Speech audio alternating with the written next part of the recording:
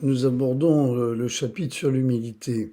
Là aussi, comme l'obéissance, l'humilité n'a pas bonne presse aujourd'hui, puisqu'elle a l'air de s'opposer à la manifestation libre de l'individu, avec son autonomie, son originalité, sa singularité.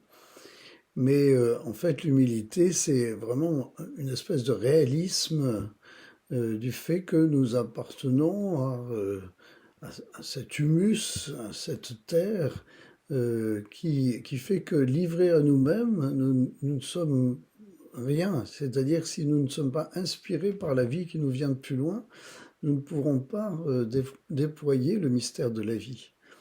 Donc il y a comme un réalisme à considérer que si on veut se présenter comme un grand personnage, qui serait le plus autonome possible sans reconnaître quelques rapports avec une réalité plus grande que lui, eh bien, purement et simplement, nous tomberons de haut.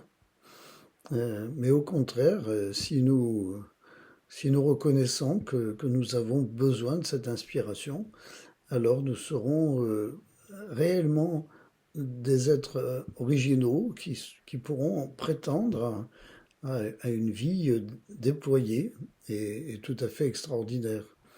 Ce qui est intéressant dans ce début de chapitre, c'est que Saint Benoît compare celui qui s'élève de lui-même à quelqu'un qui est retiré du confort du sein de sa mère.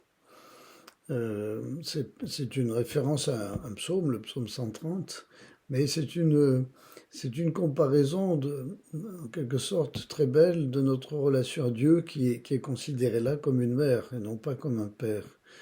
Donc si nous reconnaissons cette nécessité de pouvoir nous nourrir de ce lait précieux qui vient d'un autre ou d'une autre, euh, au sens figuré, eh bien, nous pourrons développer notre personnalité en toute intelligence, en toute sensibilité, en toute intuition et en toute harmonie.